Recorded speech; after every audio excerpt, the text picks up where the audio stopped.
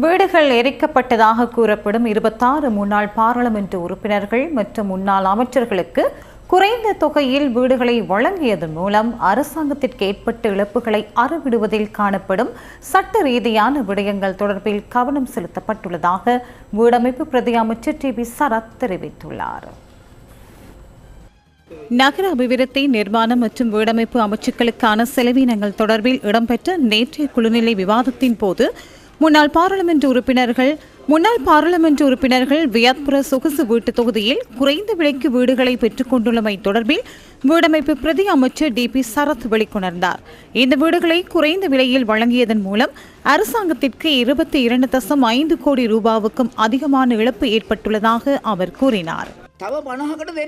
மேலும் 50 பேருக்கு வழங்க வேண்டியுள்ளது. உடன்படிக்கை மேற்கொள்ளப்படவில்லை அல்லவா? அந்த 50 இப்போது நிறுத்த முடியும். நாம் நிறுத்தியுள்ளோம். ஆகவே இந்த அரசாங்கத்திற்கு காணப்படும் பொறுப்பை, எமக்கு மக்களினால் வழங்கப்பட்டுள்ள பொறுப்பை நாம் நிறைவேற்றியுள்ளோம். மேலும் 40 கோடி ரூபாவுக்கு 50 கோடி அளவில் இடம்பெறவிருந்த இந்த பாரிய மோசடியை நாம் நிறுத்தியுள்ளோம். அவற்றுக்கு நாம் மீண்டும் ஒப்பந்தம் மேற்கொள்ள மாட்டோம். ஆனால் அந்த ஒப்பந்தம் மேற்கொள்ளப்பட்ட வீடுகளுக்காக மேற்கொள்ளக்கூடிய அடுத்த கட்ட சட்ட ரீதியான நடவடிக்கைகள் என்ன என்பது தொடர்பில் நாம் ஆராய்ந்து வருகின்றோம். யார் இந்த முன்னாள் பாராளுமன்ற உறுப்பினர்கள்? நகர அபிவிருத்தி அதிகார சபை இது தொடர்பான பட்டியலை ஊடகங்களுக்கு வழங்கியுள்ளது.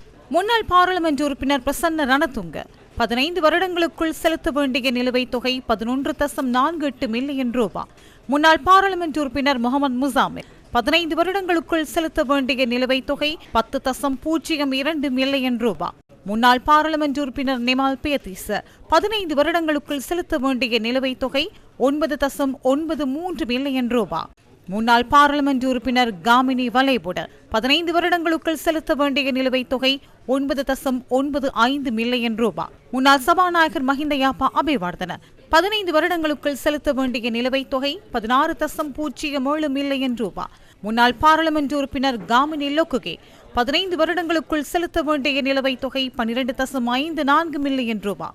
முன்னாள் பாராளுமன்ற உறுப்பினர் குமாரஸ்ரீ ரத்நாயக்க 15 வருடங்களுக்குள் செலுத்த வேண்டிய நிலுவைத் தொகை 9.93 மில்லியன் ரூபாய். முன்னாள் பாராளுமன்ற உறுப்பினர் அஜித் ராஜபக்ச 15 வருடங்களுக்குள் செலுத்த வேண்டிய நிலுவைத் தொகை 12.63 மில்லியன் ரூபாய். முன்னாள் பாராளுமன்ற உறுப்பினர் சிந்தக அமல் மாயாதுன்ன 15 வருடங்களுக்குள் செலுத்த வேண்டிய நிலுவைத் தொகை 12.63 மில்லியன் ரூபாய். முன்னாள் பாராளுமன்ற உறுப்பினர் சஹான் பிரதீப் விதான 15 வருடங்களுக்குள் செலுத்த வேண்டிய நிலுவைத் தொகை 13.90 மில்லியன் ரூபாய். முன்னாள் பாராளுமன்ற உறுப்பினர் மிலான் ஜாயத்திலக் 15 வருடங்களுக்குள் செலுத்த வேண்டிய நிலுவைத் தொகை 13.88 மில்லியன் ரூபாய். முன்னாள் பாராளுமன்ற உறுப்பினர் ஜானக திசகுட்டியாராச்சி 15 வருடங்களுக்குள் செலுத்த வேண்டிய நிலுவைத் தொகை 12.54 மில்லியன் ரூபாய். முன்னாள் பாராளுமன்ற உறுப்பினர் டி. வீரசிங்க 15 வருடங்களுக்குள் செலுத்த வேண்டிய நிலுவைத் தொகை 12.60 மில்லியன் ரூபாய். முன்னாள் பாராளுமன்ற உறுப்பினர் அசங்க நவரத்ன 15 வருடங்களுக்குள் செலுத்த வேண்டிய நிலுவைத் தொகை 9.91 மில்லியன் ரூபாய். முன்னாள் பாராளுமன்ற உறுப்பினர் பண்டார ஹேரத் 15 வருடங்களுக்குள் செலுத்த வேண்டிய நிலுவைத் தொகை 12.63 மில்லியன் ரூபாய். முன்னாள் பாராளுமன்ற உறுப்பினர் S.M. சந்திரசேன 15 வருடங்களுக்குள் செலுத்த வேண்டிய நிலுவைத் தொகை 13.90 மில்லியன் ரூபாய். முன்னாள் பாராளுமன்ற உறுப்பினர் அசோக் பிரியாந்த் 15 வருடங்களுக்குள் செலுத்த வேண்டிய நிலுவைத் தொகை 12.56 மில்லியன் ரூபாய். முன்னாள் பாராளுமன்ற உறுப்பினர் கபில அத்துக்கூரல 15 வருடங்களுக்குள் செலுத்த வேண்டிய நிலுவைத் தொகை 12.62 மில்லியன் ரூபாய். முன்னாள் பாராளுமன்ற உறுப்பினர் S.M.M. முஷாரப் 15 வருடங்களுக்குள் செலுத்த வேண்டிய நிலுவைத் தொகை 9.87 மில்லியன் ரூபாய்.